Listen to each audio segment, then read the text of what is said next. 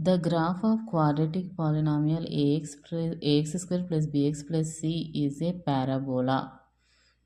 So this is the graph of open upwards parabola, open downwards. So this is one parabola. This is the graph of quadratic polynomial.